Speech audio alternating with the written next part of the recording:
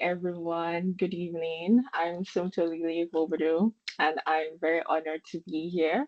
Allow me to share my screen. Mm, Kindly confirm that you can see my screen. Yes, yes, we can. Okay, perfect. Okay, so like I said before, I'm Somto Lily Nwobodo, and today I want to talk about navigating the UK job market. And a little about me. I work as a data management professional at Bloomberg. Is a kind of data science slash product management slash software engineering role at Bloomberg. And I've had the opportunity to get involved with candidate recruitment and assessment processes within the company. And I've also been able to mentor some students. Like the company has a program where they mentor students on how to navigate the recruitment process, and I've been fortunate enough to participate as a mentor there. So my goal for this session is to bring everything I've learned from my own personal experience, from speaking to people, from mentoring students, to helping to provide a structured framework for navigating the UK job market and to help you approach your job search more strategically.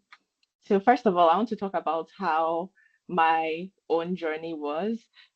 Firstly, So, I want to say that, sorry, okay, go on. sorry, Lily. It seems we can no longer see your screen. It's just showing us click.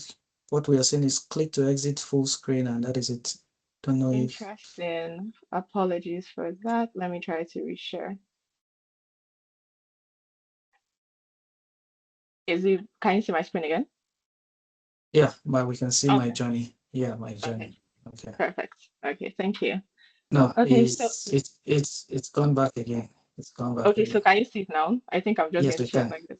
Okay. Okay. So this Okay. is how I'm going to leave it. Thank you. Okay, so similar to Sophia's journey, when I started, I came in January in 2024. And when I came out, I was trying to understand what my course was about and what the UK job market looked like. I started by joining communities. There are a couple of them that are very helpful. A few honorable mentions would be Rewriting the Code and 10,000 Black Interns. These communities and Bright Network and I think a few other that Sophia mentioned as well. These communities they help link you up with job opportunities. They also help do things like CV review sessions and stuff like that. So joining the communities actually really helped me know how to do certain type of things and to understand how things work. I also researched internships and I did a couple of virtual internships. I'll speak about them later on. Then by the summer, I joined this Head Starter Fellowship program, which allowed me to, I mean, my background is tech, so it was good for me to get the opportunity to build a couple of apps using AI because at that point it was me showing that I am interested in the field and I'm proactive and I know how to, like, this is proof that I know what I'm doing type of thing. So the Head Starter Fellowship helped me do that. And I also got to build valuable CV experience and it helped me build my portfolio. Then I started my interview prep in June. I started technical interview prep. A couple of you that are in the tech space know about lead code. So I was doing lead code, I was doing HackerRank. I also used the Head Starter platform. They allowed you to do a because during your interview, your technical interviews, you have to like write the code and you have to speak through your thinking process. So I the Head Starter fellowship also allowed you do a mock of that. There was an AI that would be analyzing your speech and all this type of stuff. So I did a lot of that during from June. And then I also joined communities. I joined more communities as well. And for example, some of the communities I joined, for example, 10,000 Black Interns, it helped me get an internship for the next summer with a company. So I think it's like very good to join this. There are a couple of them. There are a couple of like organizations or agencies or companies that help maybe companies meet their inclusion goals. For example, Black Intent one, companies want to have maybe more Black people. There are some companies that want to have more women. There are companies that want to have, you get a lot of companies are like diversity is important to them. So they go for these particular communities that help them get these people into their recruitment pool. So it's a good place to look. Then from July, I started attending events. I volunteered at Turing Fest. And by doing that, I had something to post about on LinkedIn, which is also something that is very important. I got to network, and then I also signed up for there was Black Tech Fest. Black Tech Fest was where I got like when I signed up for Tech Fest, a recruiter reached out to me from Bloomberg and she said, oh, she saw my CV and she saw this role and she thinks I'll be a good fit for it. And she asked if I'll be interested. And that's how I got into the recruitment process in the first step. So do register for events, sign up. Sometimes you might like just sign up for events, try to be proactive. Some companies have different ways they go about getting people that they want to recruit. For example, the role I got, you can't apply for it straightforward. A recruiter has to reach out to you or someone in the company has to refer you. So, and the way they go about the recruitment a lot of times is through these events that they organize. A couple of companies do the same thing as well. So I think as many events as you can attend, do try to go with. I remember Black Tech Fest. I was not sure about it because it was in London. I lived in Edinburgh, and I was like, oh, is it worth it? But then I did go. I signed up. I went, and at the end, this is like how I got my current job. Then for applications, I started the application process in September. And then I tried to, like, I had a couple of target roles, so I applied for those, and then I was able to track my internships. And by February, I had gotten three offers. There were like two full-time roles and one internship. So that is how my particular journey went. Then, as you can probably tell from what I've said, Sorry, the like sorry.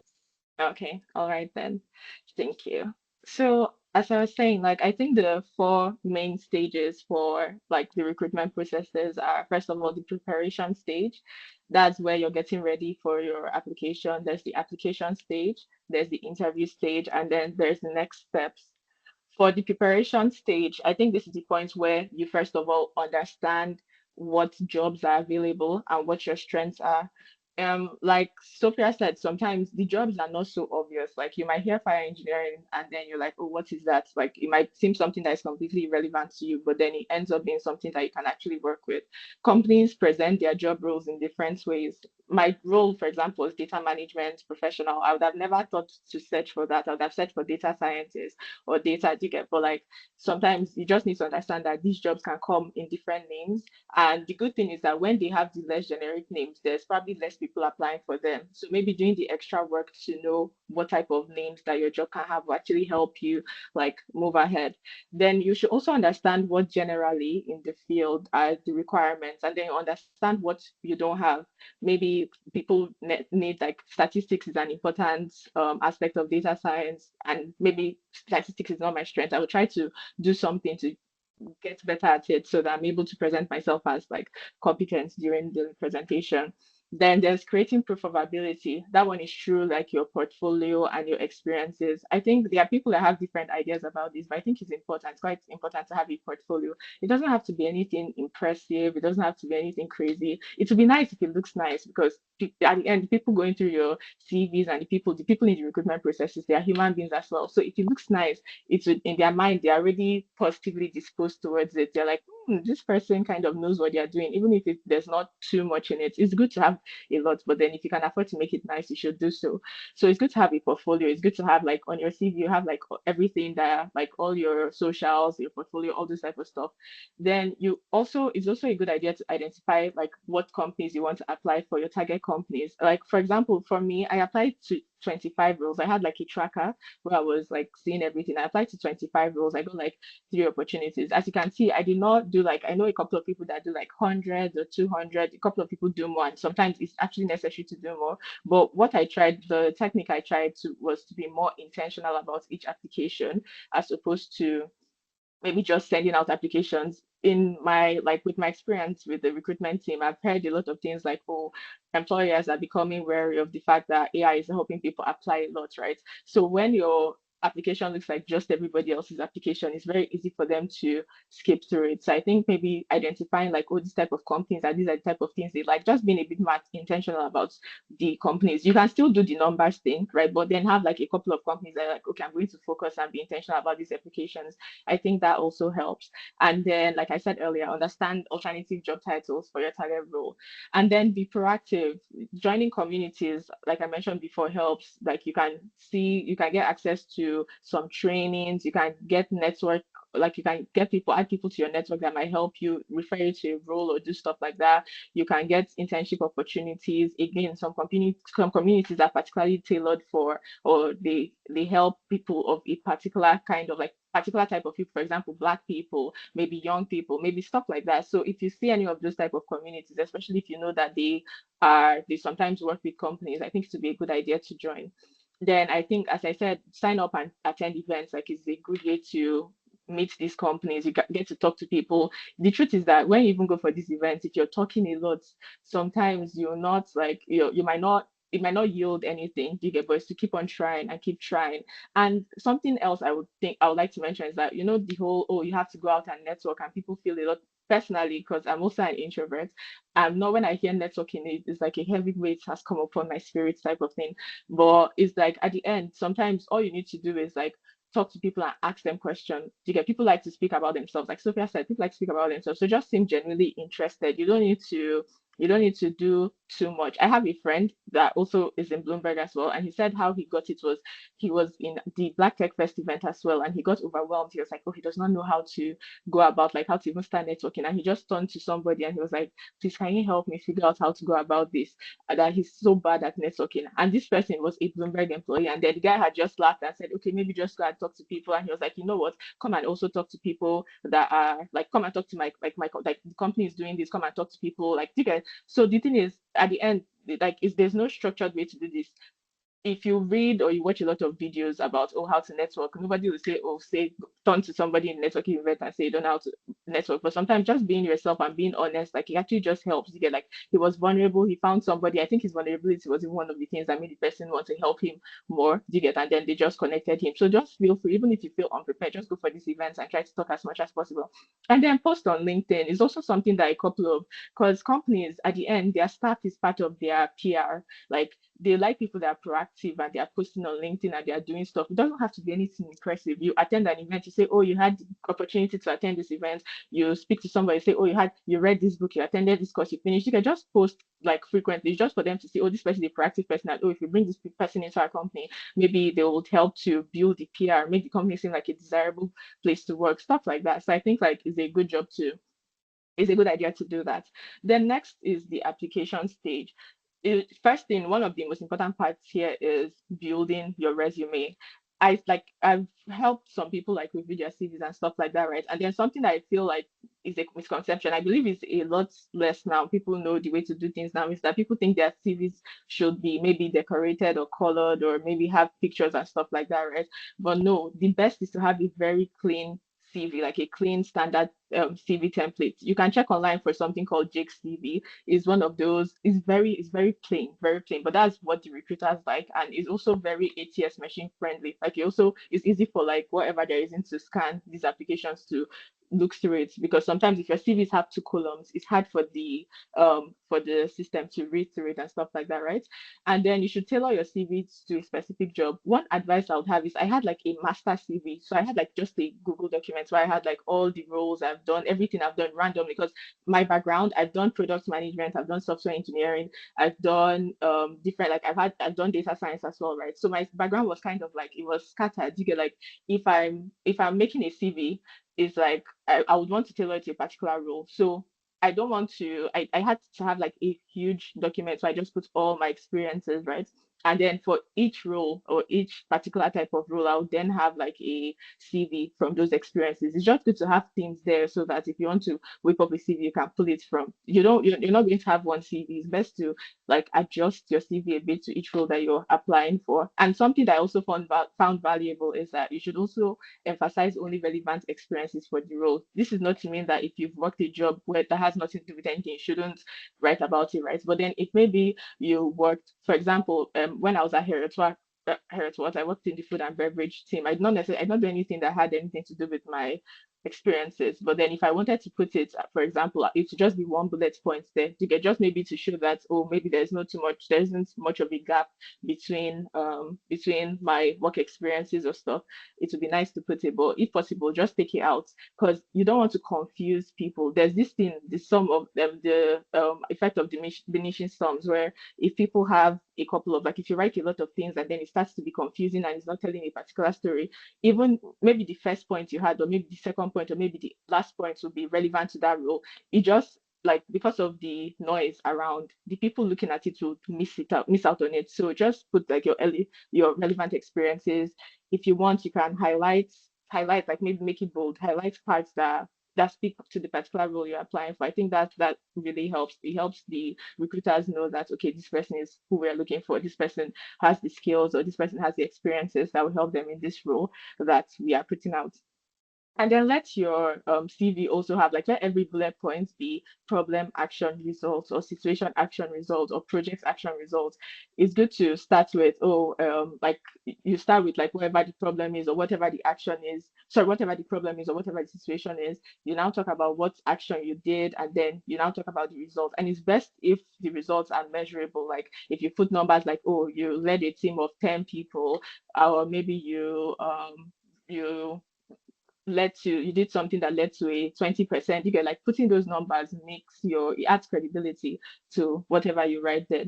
And like Sophia said, get people to review. You find that a lot of these communities or a lot of events or a lot of people, they have like things they call sometimes CV clinics, sometimes CV workshops. So you can just go in there and like, oh, this is my CV, this type of role I'm applying for. And then people give you tips and people show you like highlight things that might be like it might not be obvious to you. I reviewed my CV so many times, like so many. I have like so many versions of CVs. So I feel like I don't know. I would say that it did get better eventually, and then but then some parts sometimes it's like it boils down to like people having different opinions. So people say, oh, put this up, and some people say put this down. Like it doesn't necessarily really matter as far as your CV is up to a particular standard, then I think it will be good enough for you to apply. But just get people to talk about it so you see what could be blind spots. Then you send in applications. You know, a lot of jobs, when you're applying, they can say, like, oh, you should write a cover letter, but then it's optional. Write the cover letter. A lot of people are applying for this role. So you want to stand out as much as possible. So do anything. And then when you're applying, also have like the company's core values in mind. Like as Sophia said, do research about the company. You know what type of things are important to them. You know what type of like, and the role itself. You know like what type of skills are important. Just stuff like that, and then find ways to put it into your CV. Like put it into your CV as much as possible, right? Then apply as early as possible. When I was applying, there was a particular role I applied for with two of my friends. I applied maybe the first week it came out, and then it was open for a month. And my friends applied 2 weeks before it closed. I had finished after I applied, like before they had applied, or maybe shortly after they had applied, I went through the interview process, did the assessment center, and then got the job before they even told them that, oh, unfortunately, the role has been filled. So companies don't wait for the deadline to elapse before they start moving along with people that have applied. As early as possible, just apply as soon as possible. I know it can be nerve-wracking, I want to prepare and all those type of stuff, but just apply as soon as possible.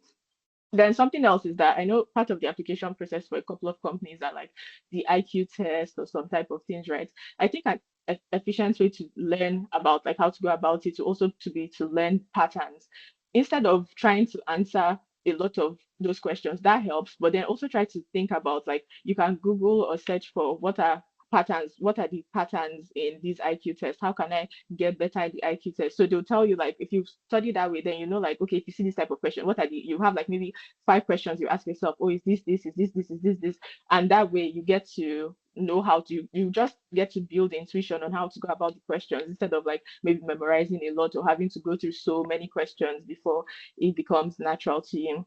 So for the interview, I would say one of the biggest tips that I used for that was to have a question bank. I had like there are a lot of questions that are very common in different types of companies. And also you can go on Glassdoor to check, oh, what are the type of interview questions this particular company asks. Write, have like a Microsoft document or like a note and like a paper and pen or something like that, right? And then have like the different questions that they can ask and have your answers to those questions. I believe a lot of us already know about this, but try to frame your answers in the STAR technique. STAR is situation, task, action, results. So whenever they ask you questions or they ask you for this story, first of all, you should be able to paint a picture for them, tell them what the situation was, tell them the tasks that you set about, like you needed to do, tell them the actions you took in order to achieve it, and tell them what the result was. A lot of companies, they are used to this being the standard, so they listen for like they listen for those type of response. They listen to like, oh, was the person able to paint the picture? Was the person able to? Because part of the interview is yes, seeing if you have relevant experience, but it's also seeing if you can communicate, and having like a structured response is a way to prove that you can communicate. So just try to have a question bank, write answers to questions, practice saying the questions out loud. It helps your brain. They might ask questions that are not in your question bank. Don't memorize at all. Don't memorize. Just like say it like 2 or 3 times so that you have like stories to draw upon, right? And they might ask questions that are not in the question bank, but by the time you've gotten comfortable enough with it, you already know the type of like how to structure those type of answers, or those type of like structure answers to those type of questions, and you'll be able to like pull it out and stuff, right? And also adapt your approach to your audience. So you know that interviewers, again, they're people too. They like Sophia said, if you come and then you're smiling and then you're like asking them about themselves, it kind of leaves a good impression on them, right? Because they are, again, there's a human factor to everything. There's a part of seeing if you're competent enough, but then if you leave an interview making somebody feel good or making somebody feel light and stuff like that, they are also like they're going to be more disposed to voting favorably or like responding favorably or leaving a review favorably for you. So again, show genuine enthusiasm for the role and company. You should do your research about the company, see what, like for Bloomberg particularly, I saw that, oh, the building, one of their buildings in London was the most sustainable in 2017. And then I made sure I brought it up during the interview. Like it's just like you just seem excited about the company. They want people that are excited about the company, they want people that are excited about the role. So it's good to do just find those details that are they're not very commonplace, that it's just like, oh, maybe you searched for the company, you saw it, right? But then that shows something that the company is proud of. Like, so you're looking for things about the company that you know they're proud of, but maybe not everybody knows about them, type of thing, and then you can bring it up to them. So smile and build rapport naturally. You communicate your if you have you're doing technical interviews, you should try to communicate your thought process as clearly as possible. I don't For me, it wasn't natural. I saw that it was difficult for me to be typing and trying to figure things out and to be talking. So it was when I did the thing with Head Starter, where I spoke through a couple of my interview responses. That's like I was coding and speaking. I did it a couple of times. I was not able to build the skill of being able to communicate while solving the questions, right? And then I think something else that was really important in my process was not to give up. I remember there was a time when I got a question and it was so like it was something I had not prepared for. It was like it threw me off basically, right? And I had started to my shoulder started to slump and my head was starting to come down. I was really like, oh my goodness, I flunked this interview. What am I going to do? The interviewers were smiling at me and stuff like that. But I was like, what am I going to do? What am I going to do? And I was about to maybe just be like, what can I? But I remember that I prayed this morning and the Lord has got me type of thing. And then I just like the first thing I did was just like sit up. And then I sat up and then I smiled and I was like I'm a bit confused about this. Can I talk you through what I think? And they were like, oh, sure. And then I started talking and stuff like that, right? I was able to, just by talking about what threw me off, I was able to gain more clarity. But then there were also parts where the interviewers were able to like shed light and like give me like perspective that helped me move forward, right? So no matter what, because if you disqualify yourself, then you disqualified yourself. So if you're feeling like maybe you lose confidence at any point, all this type of stuff, just try to remember to like pick yourself up and just keep going. Like the worst that can happen, even if you don't get it, at least give yourself a shot till the very end, type of thing. Ask clarifying questions when needed, and then also prepare good questions. Like Sophia said, like I always prepare my questions ahead of time for the interview. So prepare good questions and then ask it to them. Again, it would be nice if you ask questions about, you can have maybe one relatively serious one, like, and then you have one about, oh, like what's like it's like Sophia said, what is like your favorite project since you joined the company? Like, oh, you've been here for 10 years. Like, is there a reason why? Like, do you get like what is it about the company that has kept you? Just stuff like that that makes them talk about themselves. I think like it really helps. And then something I wanted to also point out was that also from like the mentoring sessions and stuff, I saw that companies have different criteria, but some an example of things that they measure is like communication. Like, are you able to communicate well? Do you have the technical ability or like the skills needed for the role? Are you a good problem solver? And do you have technical exposure? And do you also have confidence and self-awareness? Do you get, so all these things, like there are things, for example, I never thought maybe they were measuring confidence type of thing, but apparently for some companies it's like a criteria, like it's a criteria, it's something that they grade and something that adds to your like eventual outcome. So There is that. So I'd say like next steps, even after the interview has finished, you should do again. A lot of people are applying for these roles. You want to stand out as much as possible. You can do things like send follow-up thank you emails. Like, oh, you had a nice time during the interview. It was lovely to get to know about this. You hope something you get, just like send it. You get, people feel it's cringe, but just send it. Like, you never know. Somebody, because interviewers also interviewing a lot of people. So it's also possible that you would have left their mind, or maybe not necessarily leave a strong impression, right? But seeing that thank you email is to put you in their mind, right?